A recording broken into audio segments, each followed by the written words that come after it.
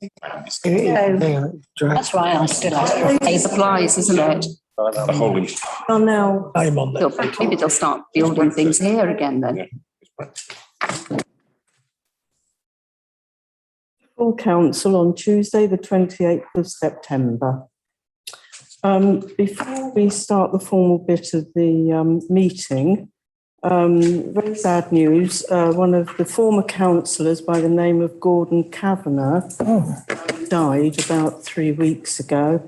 I don't know whether Councillor Bolter would like to say a few words, and then after that we could have a minute's silence. Thank you. Well, thank you, mate. Yes, Gordon was an interesting character, and character is the word. Those who know him would never forget him. He chaired the planning committee for a number of years, even when he eventually moved to Norfolk. He still chaired the planning committee, and he drove back quite frequently to Wixton. Every week, in fact, he drove back to Wixton for various things. He owned property in the area, looked after that, and he represented Central Ward for a number of years with myself and Councillor Adams and Councillor Broughton, lived across the road. As I say, it was quite coincidental that in the village he lived in, there was a young lad got killed. And the police went round and investigated who was around at the time. And Gordon's alibi, along with me, because I had a house in the same village, didn't believe us. We were actually, on the evening of the accident, we were actually here in Oban Wixton at a planning meeting. So it was a good alibi. They couldn't disprove the fact where we were. So that's one thing to remember about Gordon. But he was a very interesting character, builder by trade, and 1 or 2 houses in the borough are built by Gordon, and they're still standing and still in good stead. So thank you for that. And it will be sadly missed by all, including, of course, his family and his close friends. Thank you. If we could all stand for a minute's silence.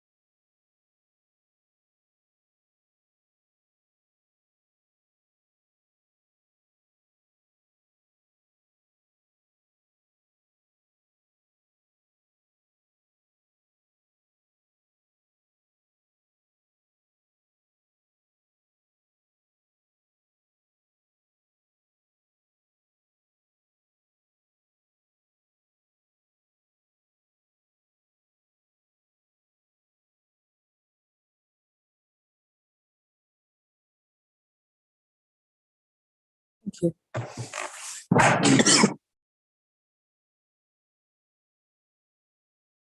And before I start, I just want to congratulate Ian Wixton of the borough. Actually got a gold thanks to the borough and all the volunteers, and it's been the 11th consecutive year that they've managed to get a gold. So really well done.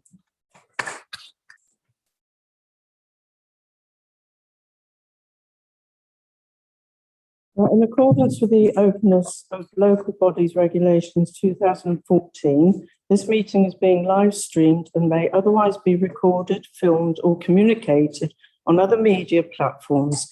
The recording of this meeting will be made available on the Council's YouTube channel shortly after the meeting. Both councillors and officers in attendance are reminded to make full use of and to speak clearly into the microphones available at all times. A reminder that mobile phones should be turned off or put on silent mode. Those present at the meeting should refrain from taking phone calls. Polite reminder that those members of the public in attendance, don't have any, must not act in a disorderly or disruptive manner or otherwise interfere with the proper conduct of the council or committees of its business. Thank you. Agenda number 2, apologies for absence. From councillors Linda and Robert Eaton, councillor Kozlowski and councillor Helen Lloyd. Thank you. Agenda item 3, declarations of interest. I may have to declare an interest on A, suspension of state pension triple lock. I actually pension. I don't know, how do we stand on, oh, Thank you, Your Worship. If I can make a point out, if members who've got their hands raised are doing so because they believe they have an interest in item 6A, your interest is no greater than anybody else that has a pension. So therefore, I'm more than happy for you just to record an interest, but for you to remain in the meeting and vote on the matter if you so wish. everybody happy with that? Sorry, Your Worship, Your Lord. I'm happy to declare an interest, but it is an invasion of my privacy to actually have to tell you I'm in receipt of a state pension. Well, I know it's complicated, but nonetheless, it's true. I think the fact that some of us are in receipt of state pension is of itself of no bearing, because we are no different from any other pensioner. Councillor Jeffrey Coffey.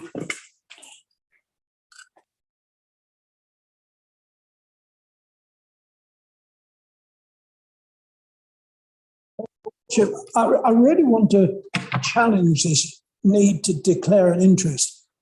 Everybody sitting in this room is either, if they're working, contributing to the state pension. And so they're either receiving it or contributing it. And the terms of this motion here will have a serious, I would suggest a more serious effect on the people that are contributing to it. So I would suggest to your advisor that nobody needs to declare an interest because everyone here is contributing to it.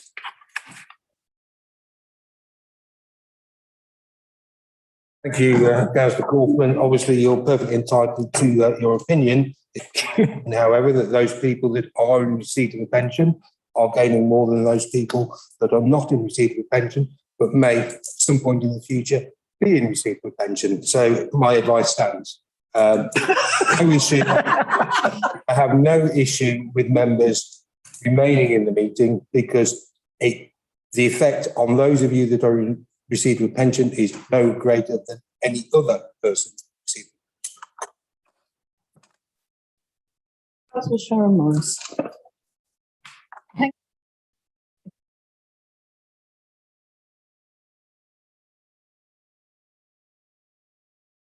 I think we're all.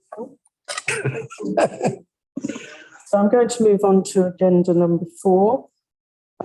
Please note there are 3 sets of minutes to be agreed.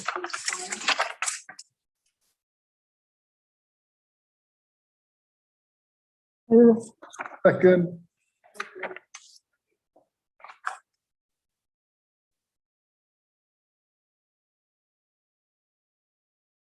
Agenda item 5, list arising from the previous meeting. Oh, there was no action list arising from the previous meeting. Agenda number 6, motions on notice.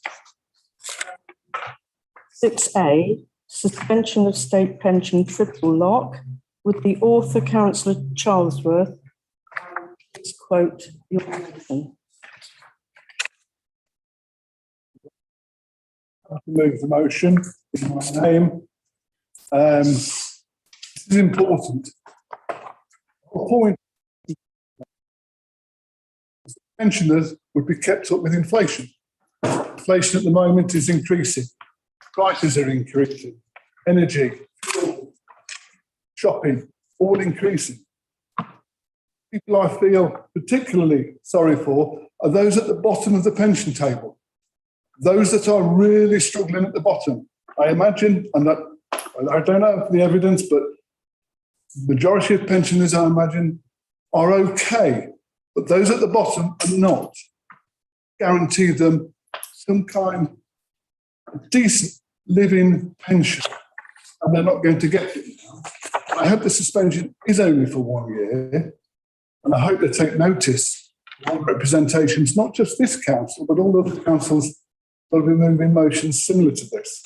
Of course, on top of that, 134,000 pensioners, it seems, and mostly women, been underpaid over £1 billion of their state pension.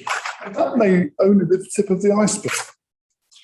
So at the moment, pensioners are getting a rough deal. Like I said, those at the bottom of the table getting a very rough.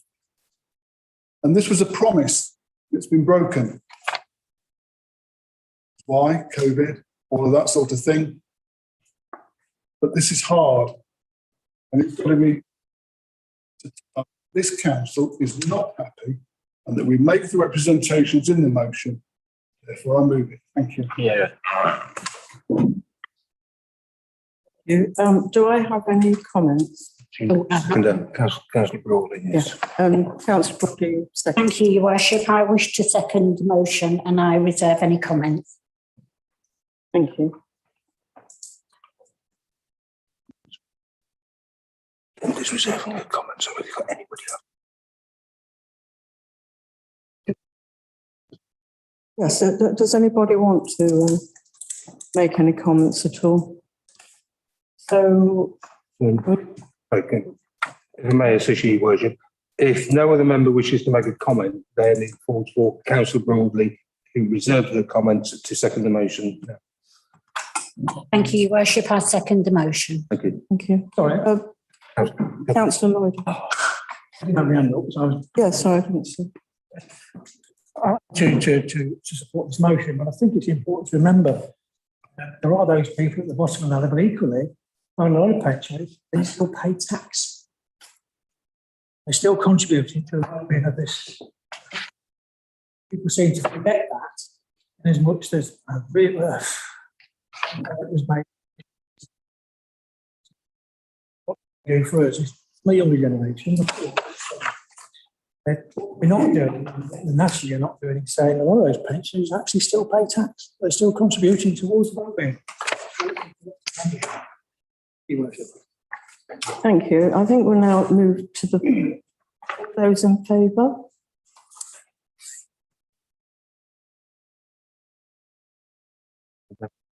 Unanimous, thank you. 6B, funding of car parks. Linda Broadley, would you like to? Thank you, Your Worship. I wish to propose this motion. As stated by the LGA just now, we need to bring in charges for car parking. We've been told it's considered a step in the right direction. And it also brings us in line with the council in Leicestershire. I just feel that it's a shame that we've had so much opposition for something that it's not something that we really want to do, but something that we have to do. So I propose the motion. Thank you. Thank you. This is seconded Councillor Charlton. by Councillor Charlesworth. I second and reserve comments. Thank you. Would anybody else like to make a comment? Joshie. Councillor Charles. Thank you, Your Lordship. Do I stand? I've forgotten how we do this now. It was really, with this motion is born out of desperation and frustration, I think. And desperation to pass the buck to avoid looking closer to home at the internal issues and failings of the council. And frustration by members on both sides of the chamber to be listened to by the leader of the council, as we've seen through the recent Lib Dem Focus newsletters delivered in the borough. So I just want to make some points about this sort of motion, which I just feel is cheap stunt in one way. Starting with the desperation of £170,000 bailout isn't just going to appear out of thin air. Something I'm sure members already know, but nonetheless are attempting a fairly cynical stunt to try and pass the buck. Now, residents and businesses will see through this, and I think they're aware of what's going on. Problems with the council and its finances are long-standing and well-known. And as Mark commented from the LGA as well, we have to be more proactive. We need to find out why we're not generating income and try as hard as the council might to explain away these issues. The fact remains that over £10 million has been spent in the last 10 years on issues stemming from and related to major mismanagement, whether through employment tribunals, associated legal fees, payoffs and agency staff to plug gaps. This council has been wasteful and the writing has been on the wall for a number of years. I know some members have tried to give the impression that parking charges originated from me. Quite impressive, given that there's a paper that came out in 2017 entitled Off-Street Parking and Council-Owned Car Parks. In 2017, and I wasn't elected till 2 years later in 2019 rather. The time has come to stop trying to pass the buck, and I've said this all the time, that we have to stop trying to pass the buck and be accountable for the actions and decisions that in here is what residents demand and expect. The reality is the writing has been out on the wall for a number of years because council has burned through taxpayers' money, sorting out internal squabbles and the toxic working environment that I was also privy to 2015 and going forward. In 1 year alone, over 200 employment grievances were filed. This is not normal for such a small authority. It is because of the 10 million waste in 10 years that the council was considering parking charges pre-pandemic, as per the paper that I just showed you on December 5th, 2017. Long before COVID-19, residents and businesses will see through this cynical attempts to pass the buck to Neil O'Brien and to use COVID as a smokescreen for a long and expensive history of failures.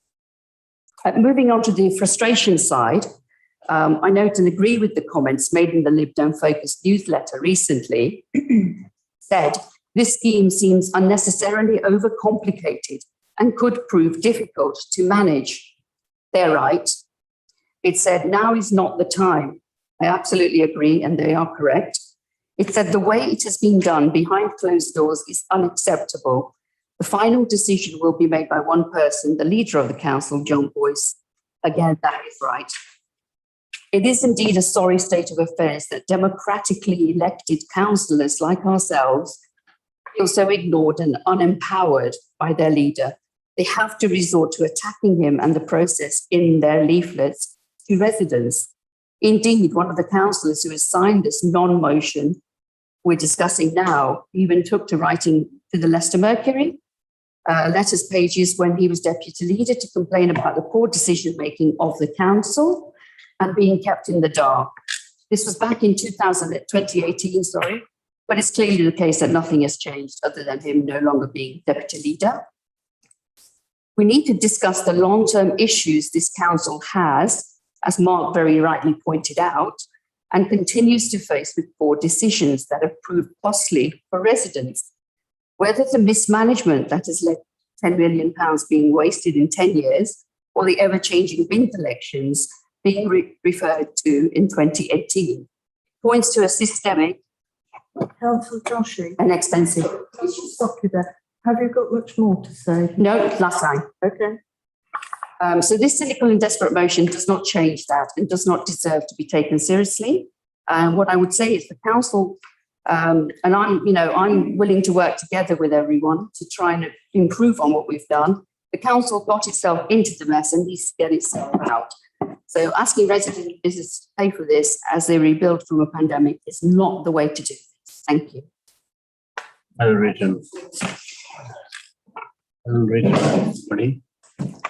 Thank you, Your Worship. You're about to call me.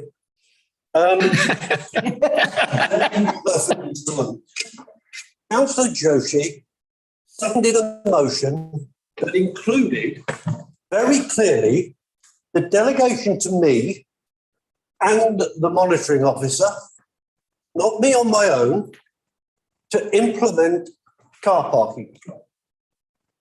The basis of that car parking charges remains exactly as it was on that day that you seconded that motion, which is £1 for 2 hours. The fact that we are introducing a permit scheme to assist our residents is irrelevant to the basic scheme. I was looking at a website today for a strange company called McCarthy and Stone, because a friend of mine was thinking of moving. And I read their information, and I came to car parking, and they charge £250 for a year for their residents to park. We're proposing £25 to visit a town centre as many times as you like. Not quite the same, is it? You know, a bit disingenuous, frankly, to criticise us from what you've said. And now I'll get to the really difficult bit. £10 million. £10 million for what? Budgeted for expenditure that is normal. If you go and compare us with every other district in this county, you will find that that £10 million, that's about average, to be honest, because we all use consultants. In fact, one district, from what I remember, their numbers for their bin collection is over £1 million a year. So we all use consultants. Will you actually expect us to carry architects and surveyors and all manner of things that we do need to use? But of course you don't. You bring in the labour you require when you need it. And frankly, that's what we've done. You then talk about employment. And I would like you to actually, and in fact, let me be clear. I'm asking the officer to investigate your comment that, which in my opinion is completely fatuous, that there has been 200 employment complaints about this council in a single year. I believe that is damaging to both the council's reputation, which you're not entitled to do, and to the employment, the people employed in this council. So I would ask the monitor officer to take that away and look at that. But then you talk about employment tribunals. Let me be clear. This council has paid not a single penny in compensation to anyone in the last 7 years. We have not settled a single employment tribunal out of court. We don't do that. You know why we don't do that? Because it's not right. We've also taken to its logical conclusion an employment matter where 2 ex-employees have just been found guilty of criminal activity. Are you suggesting that we should not have done that? Are you condoning not doing that? Are you condoning the fact that your own government's guidelines for any form of employment matter is for the councils to defend themselves to the fullest extreme? Because that's your government policy. And if you are condoning that, you are also suggesting that if a member of staff creates a criminal activity, we should do nothing. And in fact, your predecessor intimated that we should pay them off. That's absolutely and utterly wrong. I have no problem whatsoever in defending this council's employment statement. And in fact, frankly, I'm quite proud of it. Thank you.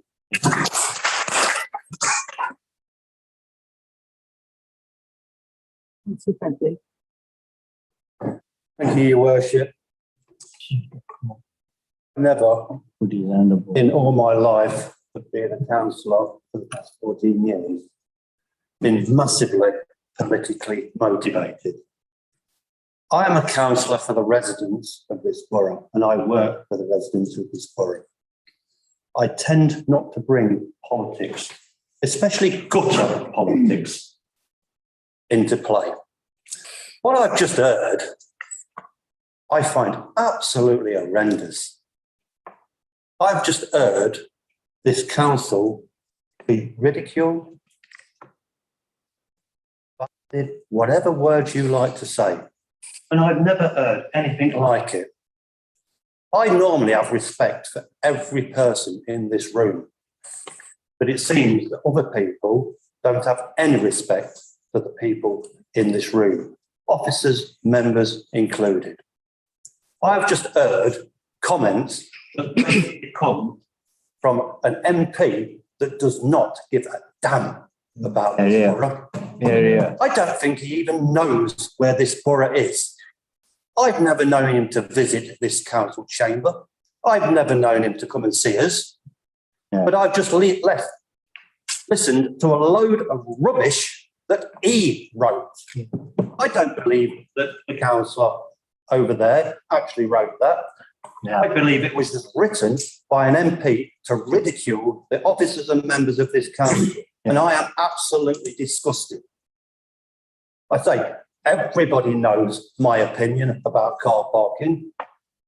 So to actually physically have a personal go at me as well, I find it disgusting. I thoroughly support the leader's opinion that the comments should be investigated because some of them are downright not true. Absolutely not true. And to say that this council has wasted £10 million when it has been evidenced publicly to that MP, and that MP has chosen to completely disregard it, completely twist the truth, when it is his government that has caused the problems here. It's his government that took the funding away from this council and every other council. It is not just this council that is in any way, shape, looking for funding. It's every council across the country because it's the government's responsibility and it's the government that took that funding away. As I say, I'm not normally politically motivated, but in this case, you've made me so. Thank you. Councillor Cox.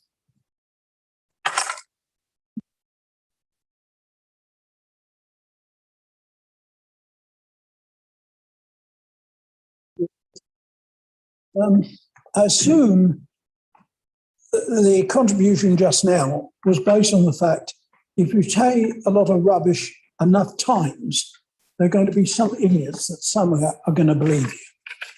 In all the years that I've been on the council, I don't think I've come across any MP anywhere that has done as much to try and undermine and destroy an elected authority as our current MP.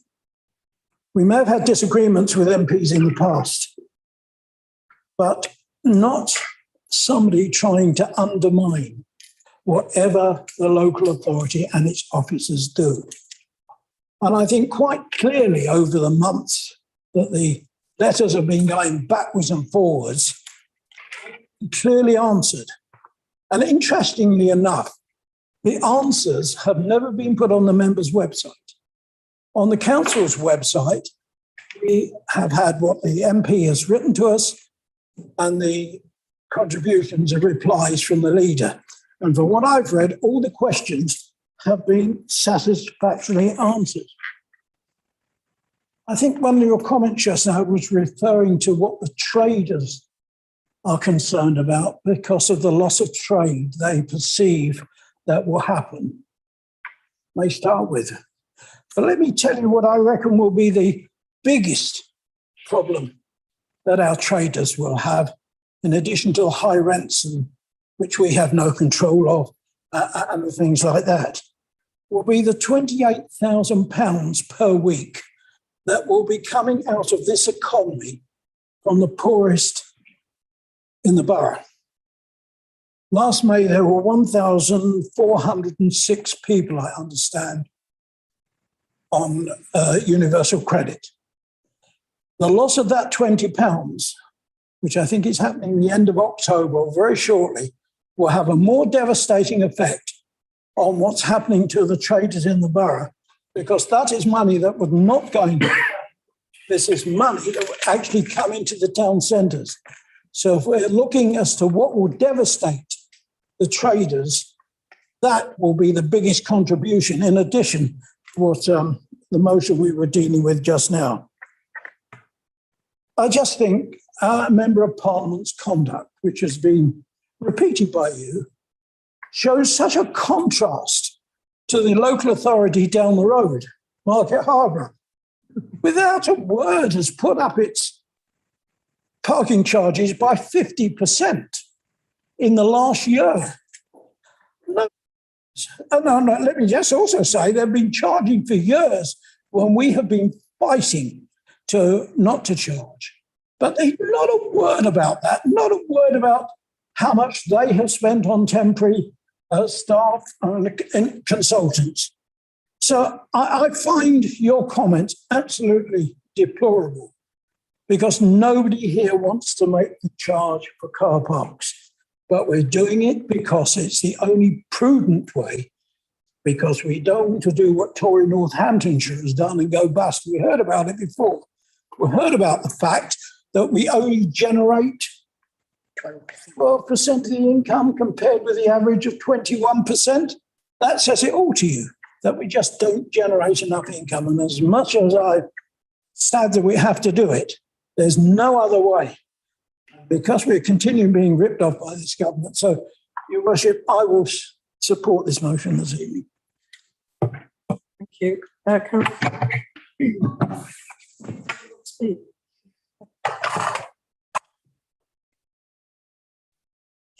don't wish to repeat what's just been said, but like Councillor Bentley, I also held my fellow councillor in very high regards.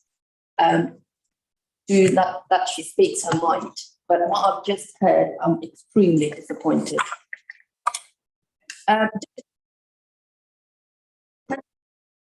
Talked about a lot. Let's talk about the last 2 years, what this government has been doing. We wasted £2 billion in useless PPE. We wasted over £10 billion in overpriced PPE. Our Member of Parliament to reduce government funding to local government. In this chamber, wanted to bring in car parking charges, but we have to.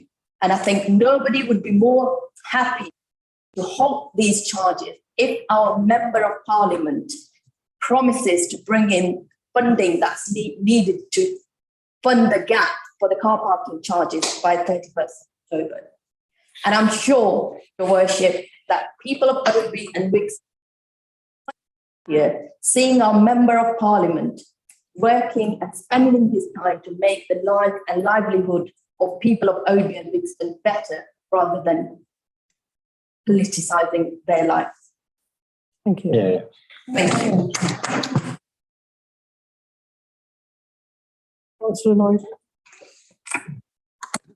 Worship.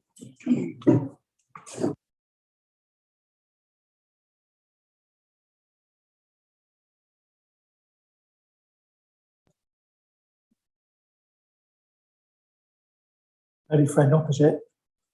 They've passed the book, and that's why we're in this sort of situation right now. But year on year, we've got the evidence here from that side of the house who's in this position. They've passed the book.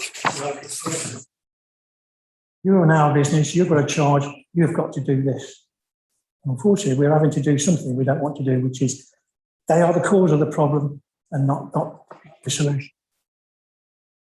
Say this, bearing in mind that we've got an MP, he's renowned for telling people what they want to hear. Runs on the houses, runs with foxes, we know that. If it pays it's 100% overhead cost to the taxpayer of this borough. There's nothing. To me, I think he's lazy. And he takes the Tory vote for granted. What are we going to do about the county council? It's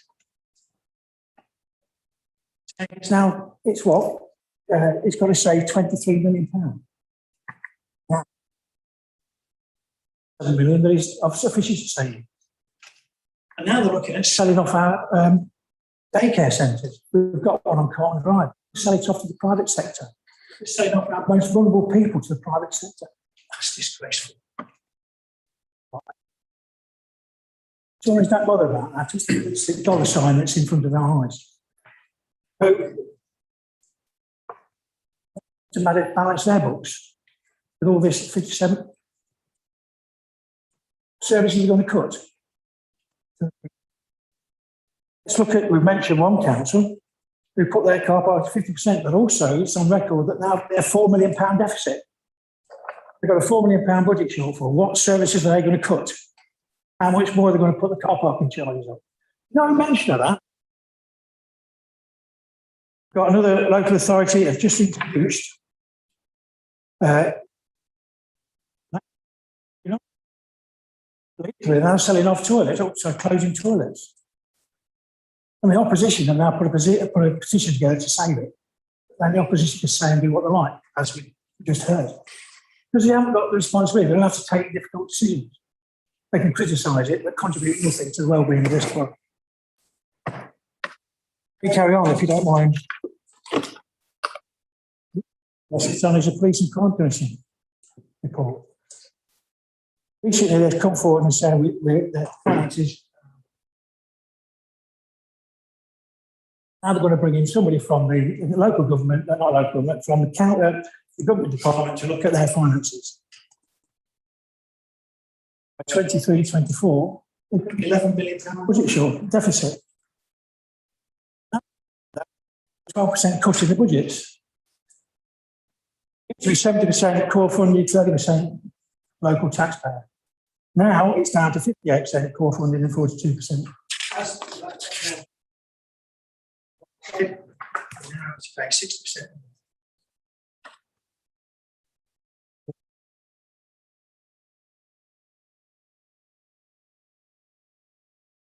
Goes on.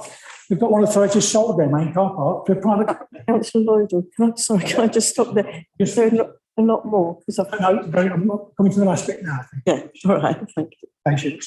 So sold its car park of their responsibility. So charges up, nothing to do with us, Gov. It's the private car parking. That's absorb their responsibility. That's not leadership. It's not. The motion put forward, I think, is the right one. So, Brian, as I said before, now for telling people what they want to hear, but he's not doing anything or producing anything. Criticising. We should be proud of what we've done. If you think of what we've done over the years, swimming pools, new ones. And 10 free car shoppers parking over how many years? Several financial proof. The audit papers, it's quite clear in there that because of the financial cuts from central government, we're now in a series of shifts. So when the opposition say passing the buck, we're responsible for passing the buck to local authorities and I think that what she said, what somebody's wrote for her, yeah, it quite clearly, she didn't come on and didn't do any favours with regards to her own personality. And I'm sure she's a lot better than that. Think you're on your feet, you take responsibility. Don't be bullied by somebody else and say this at the council. We all say this. Be your own person. You second the motion of car parking charges. Now, I admire you for doing that. Been led by somebody who's using you as a political pawn rather than you. Thank you, Worship. Thank you. Councillor Josh. Thank you for all your comments. I put up with a lot of heckling over the 2 years. I wrote most of the words. The reason I said what I said is because there were lots of people. Sorry, Councillor Joshua, can I just interrupt? On a motion like this, there's no right to have a response to it. I mean, basically, members will make their comments and the matter will move to a vote. So I'm afraid that... I'm not allowed to rebut what's been said. No, not at this stage. I mean, the position is you have made statements and again... They're all factual. And the members have made statements back to you, they would say are factual. At this point, there's been no personal attack which requires a rebuttal by you. I would put this down to what would be called the cut and thrust of politics. The rules on the motions are quite clear that the motion is moved, seconded, comments are made on it. Technically for 20 minutes. We're now well past that 20 minutes. So I'm afraid I'm not going to allow you to come back on it. Okay. And if it's a matter with the mayor, but if there are any other speakers, I know that Councillor Charlesworth has not yet responded on it. And I know that we have Councillor Bolter, but can I just ask, look, if you are going to comment, can we please not repeat everything that we've already heard? Because we're now into, 35 minutes, 40 minutes on this motion, and the constitution is quite clear that it's 20 minutes unless the mayor allows it to go any further. I'm just going to ask for two more comments. One is from Councillor Bill Bolton, and then when you've made your comment, Councillor Sharon Morris. Sure, but these comments didn't. Councillor Charlesworth seconded the motion, reserve his comments, so you've got to deal with Councillor Bolter, Councillor Morris, and then Councillor Charlesworth will come back on the end. And then Councillor Charlesworth. Yeah.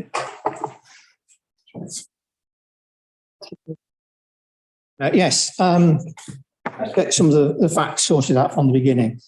The government say we've now got to raise all the money to run our services within the borough.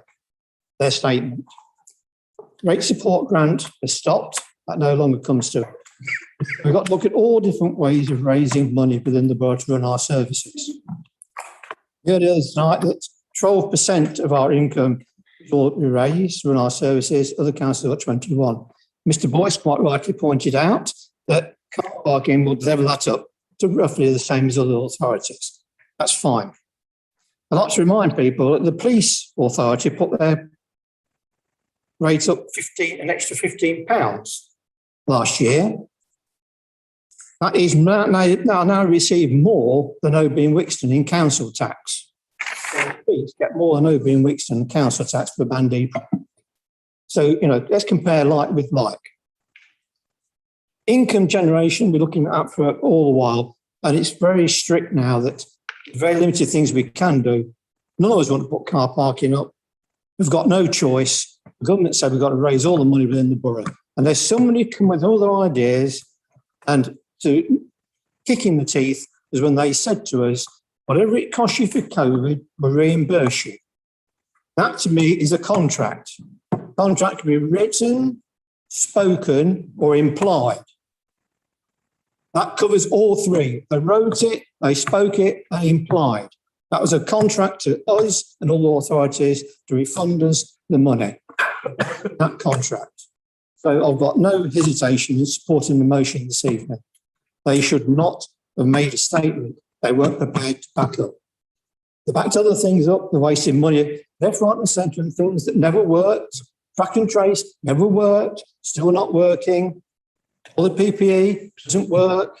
They set their own friends up, supplying companies with things that never done before, never worked before, didn't work this time.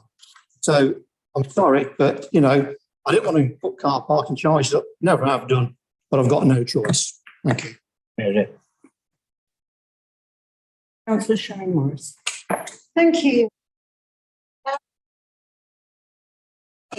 A letter which arrived today. It should have actually come out to you all, but I didn't get a chance between the finance briefing and the full council. I won't read it because I know we're worried about time. But when you get it, I'll leave it up to you guys to judge who wrote Councillor Josh's speech this evening, because this letter is practically word for word. And on that, I want the motion and I'll sit down because. Councillor Morris. Councillor Gatterall, did you want to say?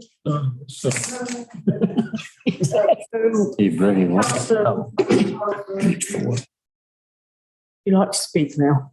Thank you, Your Worship. Yes, interesting debate. Certainly had some issues. The only desperation here tonight is that of Councillor Joshi, who bitterly regrets seconding that car park agenda item. It's too late. You can't turn the clock back. We are where we are. not take his words, but come back Edward Garnier. He was a friend to the borough. He may not have been a friend to the Lib Dems, but he knew the residents and he knew this council. Neil O'Brien, I'm afraid, is a total opposite. And I know he gets ribbed in Westminster for having a Lib Dem as part of his constituency, and it irks him tremendously, which is why he goads and pushes his two Conservative members in this borough. But speaking to the motion, it's reasonable, it's not desperate. To get it, but Neil O'Brien is the perfect person to deal with this. He's now an under minister for local. He's there, and he's doing the fair funding thing as well. He's an author of a recent report, but he's not dealing with his own patch. So glad that somebody, I don't know whether it's Councillor Jossie reads the focus. I wish there was something from the talk. Disappointing there isn't. Frustration. It's anger at being put in a position we shouldn't be in by a government that doesn't care. Thank you. Thank you. So this motion was proposed by Councillor Linda Broadley, seconded by Councillor Charlesworth. Go to the vote. All those in favour?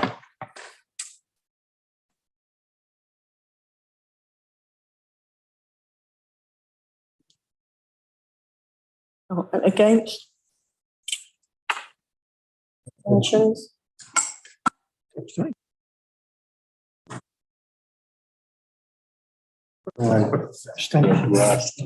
Put my hand up. Yes, it does. Going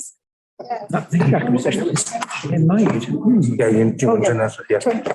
When I abstain. So that vote has been passed with 24 none against and 2 abstentions. Thank you. Right. Sorry, Your Worship, that actually 22 of us here. That was 24 none against. 24, sorry. 2 abstentions. My apologies, my diction is because I've been here. That's the voice. Passing the book, yes, Gareth. Okay. To go on to agenda item 7, petitions, deputations and questions, there are none.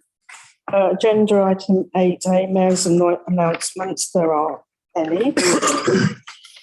Agenda number 9, leader's statement, Councillor Boyce. Thank you, Your Worship. It's common when I stand up, I have done for many years, to actually go through a number of issues, and I will now. Including, I'll make some comment on the LJ issues earlier in a moment. I'm going to start with COVID.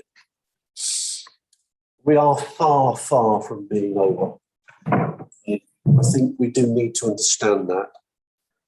The vaccination rate in the borough is significantly behind where the national average is. 84% of the borough have had the first jab, and that's against the national average of 89.6, and 78% have had a second against the national average of 82.3. That is a clear issue for the borough. It is one I've raised for the NHS. It's one I will continue to raise. But I think we all have a role to raise that with our residents. And I also point out the consequence of that. I'm not a doctor, so I'm assuming that this is true. The national death rate is 203.3 per 100,000. The borough is 333.3 per 100,000. That is having a major impact on the borough. We are basically losing people, and that is not good news. Having said that, we're also losing, not permanently, I'm glad to point out, but we are losing members of staff. I know of at least 2 are currently sick. There are a number that I'm aware of had some long-term complications. It's a live and real issue. that we still need to face. And that does have an effect on the staff here. It has an effect on service. There's no question of that. But I would like to very much put on record my thanks to the staff. They have done a superb job, especially the manual workers, who at no point, I'll tell a lie. I think for half a day, we had a delay on the green waste system owing to a driver shortage.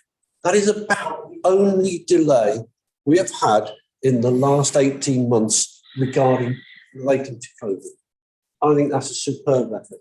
And I very much put on record my thanks, and I hope your thanks, to our staff for such a superb job.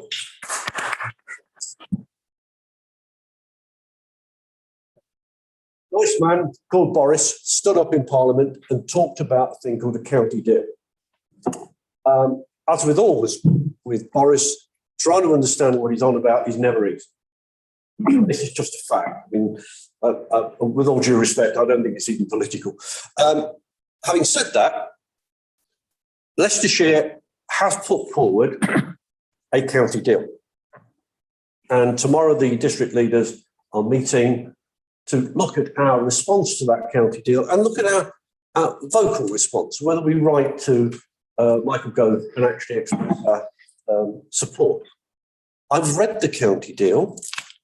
It was described to me by another district leader, not of my party, by the way, as being nothing better than vanilla, which I suspect was not necessarily a positive statement. However, it is the only game in town.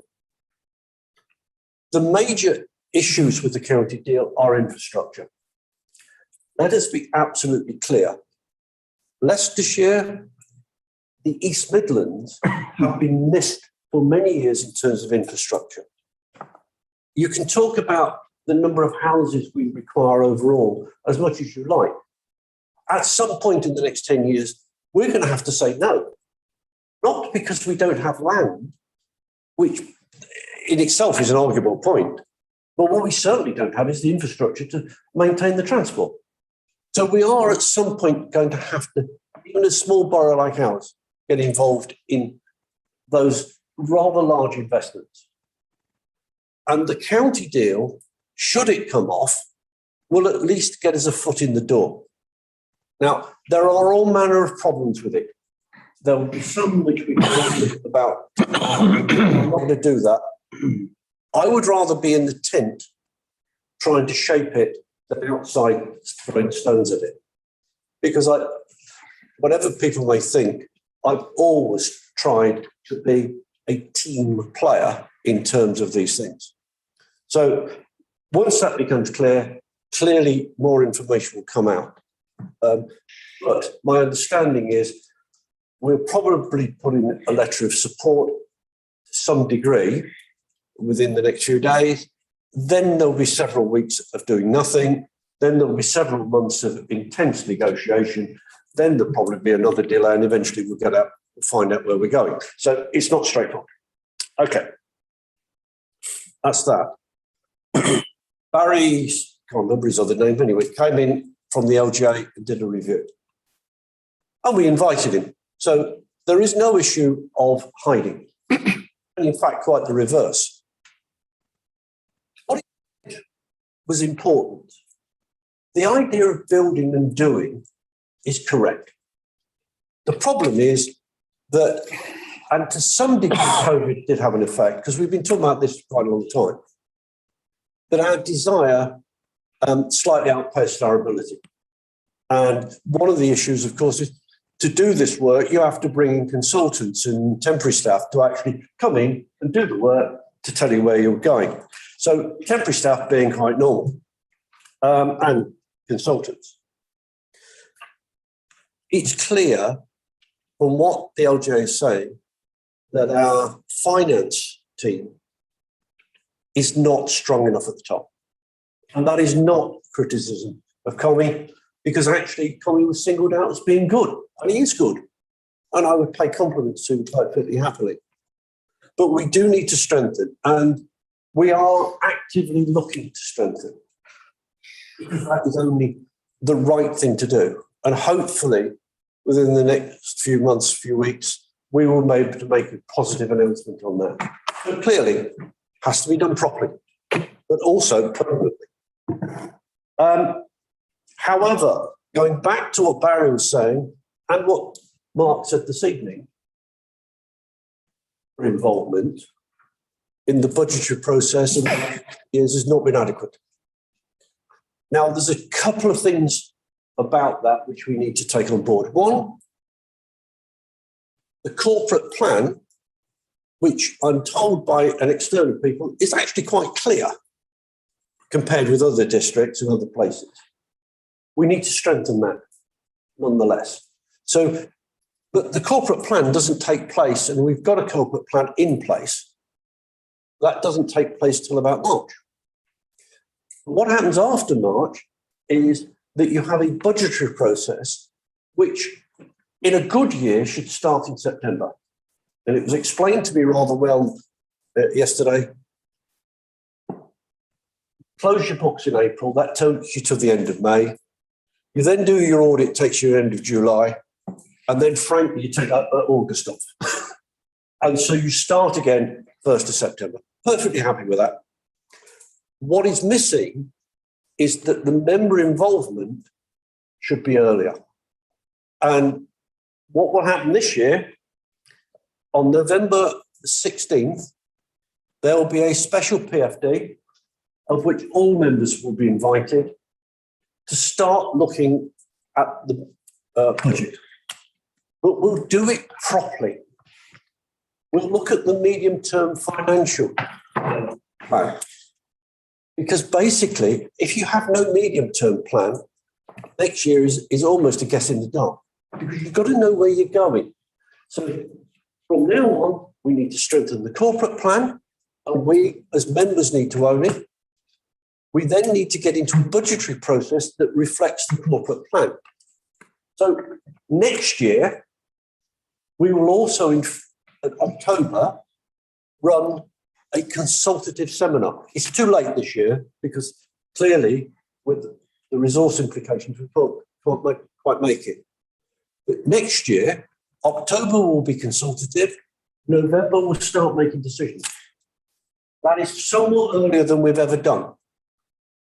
Interestingly, what will go to November? Fees and charges will go to November because we need to be early. And at some point in next year's corporate plan, we need to decide whether we need to increase the 12% to some higher figure.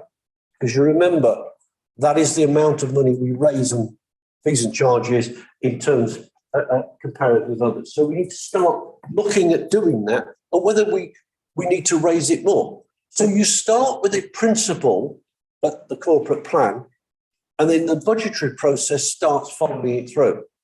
Now, that could be painful, or it could be easy. I have no idea because we haven't started that process. The important thing is that we need to start doing that.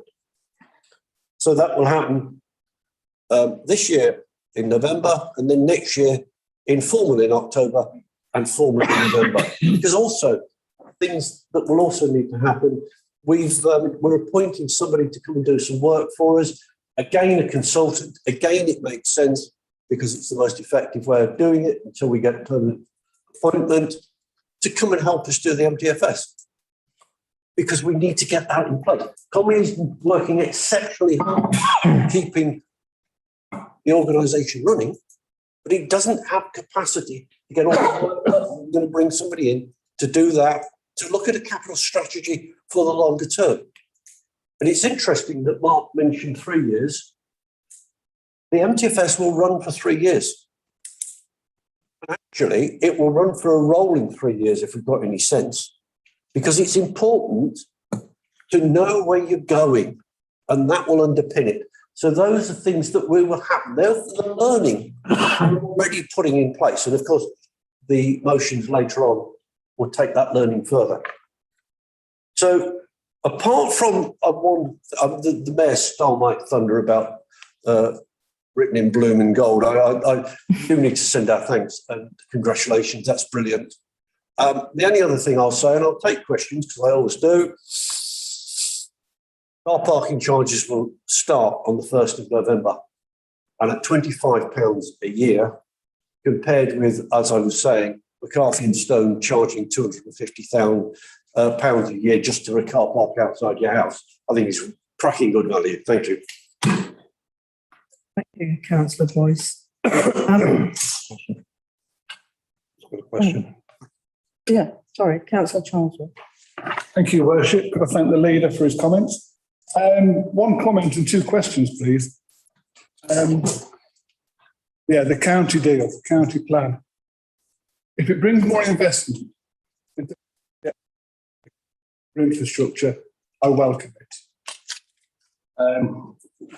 Leader's right, we've been ignored too long in this neck of the woods. We really have. Not just us, but Nottingham, Derbyshire, Lincolnshire. So if it brings a great deal. So let's see how it goes. The two questions are, climate change has been an issue, I won't use the word burning issue, an issue for quite a few years now, and it's getting more and more serious. And residents are contacting me. So can I ask the leader, can we ensure that the council's climate action plan is robust and is implemented effectively?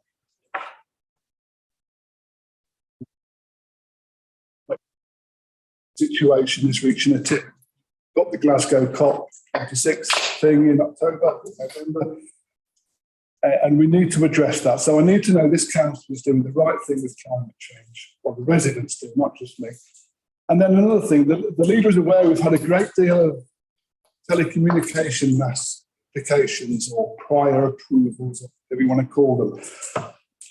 I assume it's mainly to do with the 5G rollout, but we've had 3 in All Saints Ward in a matter of weeks.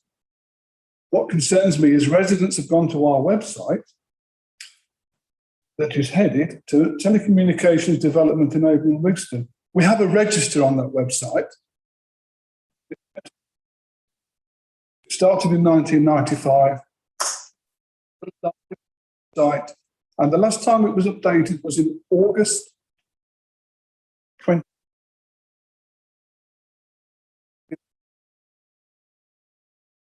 Sort that register out. I'm looking at Adrian. Thank you, or the leader. Thank you. Thank you, Your Worship. Thank you for the questions. I think you're absolutely right on climate change. I think what we do need to do, and of course, Councillor Carter has been doing sterling work pushing this agenda. I think we need to look at our governance arrangements in the next few months anyway, because that's clear. We need to balance out the 2 committees. What I suspect we need to do, there's work to be done before we get to that point,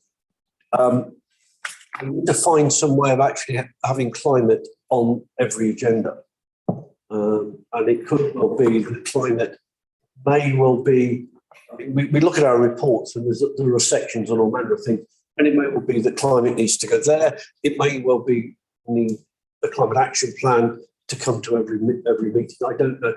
They're absolutely right that we need to do something, and that we're already beginning to talk about that, and we will have made those changes by April following council year. And in terms of communication, yes, I think the bane of all our lives, to be honest. Not least of all, I was sitting in the mayor's chair, chairing development control, when this man was being eloquent about how despicable mass were, and his mobile phone went off. And the simple fact is, landlines are becoming obsolete, apart from for broadband. Now, if you were in a third world country, it absolutely makes sense to put more and more masts up, because actually landlines are complicated and difficult. So to say that we're against mass, and I know we're not a third world country, but to say we're against mass, I'm afraid is flying against logic. Maths are going to happen. The issue is we need to be a little bit cleverer in citing. We certainly need to be a lot cleverer in what they look like. You know, some years ago, I was on holiday in Egypt, and there was a very nice mask around the corner that looked like a tree. And they can do that quite easily. And we need to be much smarter on that. But as for the issue of our website, I'm sure Mr. Thorpe will happily pick that up. And if not, Mrs. Court will happily make sure he does. Thank you very much. Councillor Kevin Lloyd. Thank you, Worship. Very embarrassed comment now. Leaders mentioned and thanked all staff for all the work, the hard work they've done, and quite rightly too. As far as I'm concerned, we've got an audit committee tomorrow. We've got in the businesses that have been supported by this council through the grant system. We'll have those grants. There's millions of pounds that have come here. The grants have been given to businesses in an efficient manner. Let's save them.